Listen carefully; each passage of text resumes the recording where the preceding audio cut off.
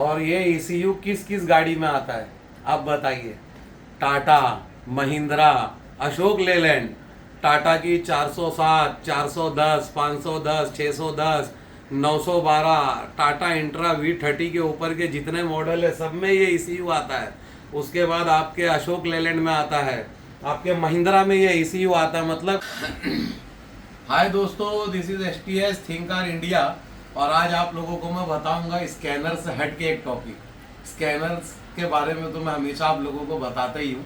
अब आप लोगों को मैं एक नए टॉपिक के बारे में बताऊंगा जो अपने ECU से रिलेटेड है। ECU प्रोग्रामिंग से रिलेटेड सब्जेक्ट है और बहुत ही ज़रूरी और इम्पोर्टेंट सब्जेक्ट है जो मुझे आप लोगों को बताना चाहिए, क्योंकि और आज हम आप लोगों को बताएंगे कि डेल्फी 7.1 कैसे रीड राइट होता है बेंच मोड पे, और आपके सामने ये काम हम करके दिखाएंगे। सबसे पहले मैं आपको एक ज़रूरी चीज़ बता देता हूँ, इसका आप पिन आउट देख लीजिए।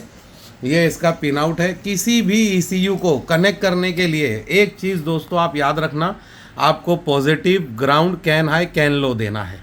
किसी भी ECU को कनेक्ट करना है रीड करने के लिए तो ये आपको ये कनेक्शन देना है। अब अपनी मार्केट में एक बहुत ही ज़बरदस्त कंफ्यूजन है। लोगों का कहना ये है कि 67-in-1 KTM 67-in-1 से ये ECU रीड नहीं होता, रीड एंड राइट नहीं होता, आपको कैन बॉक्स से ही करना है। तो आज मैंने कैन बॉक्स भी है अपने पास और KTM 67-in-1 भी है। अब मैं आप लोगों को बताऊंगा कि ये जो हमारा डेल्फी 7.1 ECU है ये किस तरह से रीड राइट होगा। आपको मैंने इसके पिन आउट बता दिया हूँ। तो आइए दोस्तों शुरू करते हैं। इसमें सबसे पहली एक चीज़ मैं आप लोगों को बता देता हूँ, आप नज़दीक आइए कैमरा में।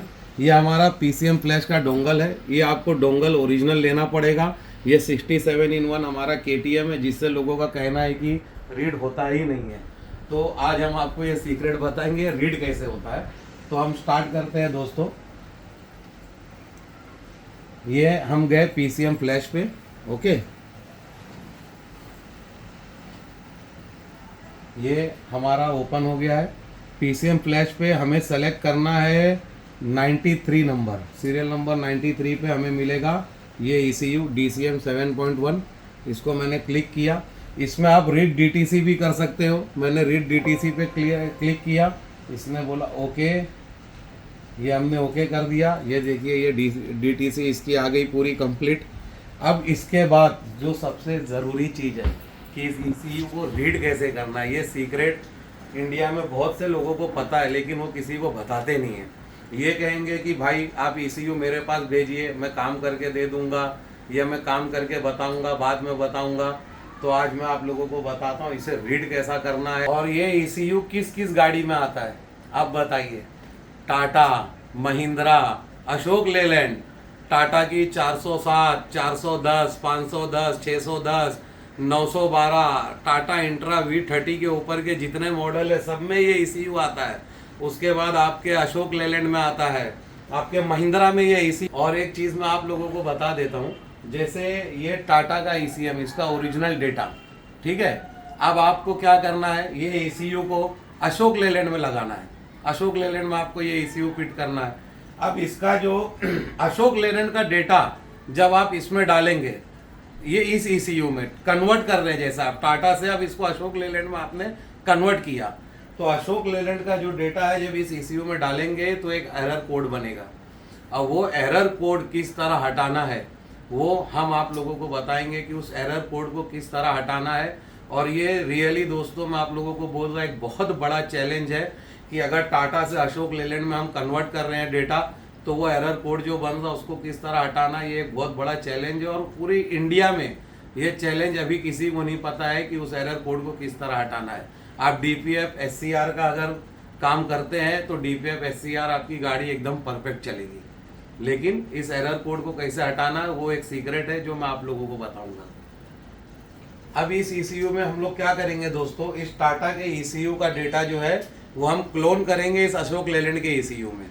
अब इस ECU में इस डेटा को हम क्लोन करेंगे और इसका जो टाटा का डेटा है वो अशोक लेलैंड में क्लोन होके दोनों ECU हो जाएगा सेम, ठीक है।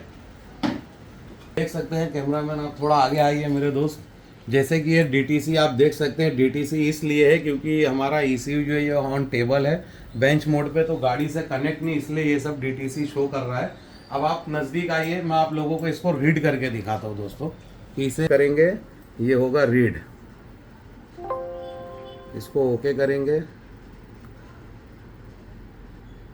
ये देख सकते हैं आप, ये रीड होना शुरू हो चुका है। और वीडियो बहुत लेंदी हो जाएगी, इसलिए मैं सोच रहा हूँ कि वीडियो को दोस्तों थोड़ा पॉज कर दूँ क्योंकि ये लेंदी ना हो। ये हमारा ECU रीड हो रहा है दोस्तों, और इसमें थोड़ा सा वक्त लगेगा। एक चीज़ मैं आप लोगों को बता देना चाहता हूँ कि स्कैनर के सेक्शन से हट के, ये हमारा स्कैनर का सेक्शन जो था हमारी, और ये सेक्शन से हट के अब STS इंडिया जो है, हमारी जो टीम है, ये ECU के सेक्शन पे आ चुकी है।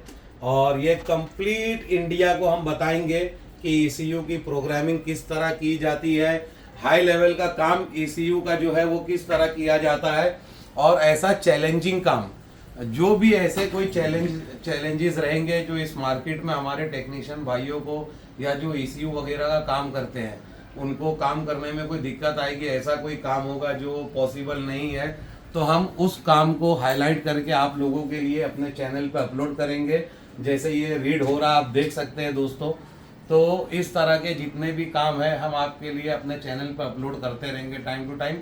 STS इंडिया सेल्स के साथ साथ अब आपके ECU रिपेयरिंग में, ECU प्रोग्रामिंग में और सपोर्ट में बहुत ही ज़्यादा अपने आप को डेवलप करती जाएगी आप लोगों के लिए दोस्तों। और हमारा एक बहुत ही ज़बरदस्त आपको customer care service and support centre देखने को मिलेगा अभी इंडिया में, जो पूरी इंडिया को गाइड करेगा ECU प्रोग्रामिंग से लेके स्कैनर टू स्कैनिंग डिवाइसेस से लेके ऑटोमोबाइल इंडस्ट्री से जितने भी जुड़े हुए डिवाइस है सबको लेके। आप इसको देखिए, राइट हो चुका है और इसको हम ओके करेंगे। आप देख सकते हैं अब ये फाइल सेव करने का ऑप्शन दिखाएगा। मैं इसे फॉर एग्जांपल म्यूजिक के फोल्डर में सेव कर दूंगा। जैसे कि आपने देखा फाइल रीड हो गई, हमने स्टोर कर लिया। अब इसी टाटा का जो डेटा है हम अशोक लेलैंड के ECU में डाल देंगे, और ये अशोक लेलैंड का ECU जो है क्लोन होके बन जाएगा टाटा का ECU। तो फाइल हमारे पास ऑलरेडी स्टोर है, हमें सिर्फ फाइल इसमें राइट करना है, और ये हो गया अशोक लेलैंड से टाटा का ECU। जैसे कि हमने इसका फ्लैश फाइल रीड कर लिया, फ्लैश फाइल राइट कर दिया, ठीक है। लेकिन अब ये काम एक जगह फंसेगा दोस्तों, और वो फंसेगा EEPROM पे, क्योंकि ये EEPROM नहीं रीड कर सकता है। अब इसका जो EEPROM रीड करना है, जो काम हमारा फंस रहा है, फ्लैश फाइल तो हमने डाल दिया इसमें, अब EEPROM फाइल के लिए हमें इसमें यूज करना पड़ेगा हेक्सप्रॉप 2। या तो हेक्सप्रॉप 2 यूज करना है, या तो टाटा का ओरिजिनल CV यूज करना है।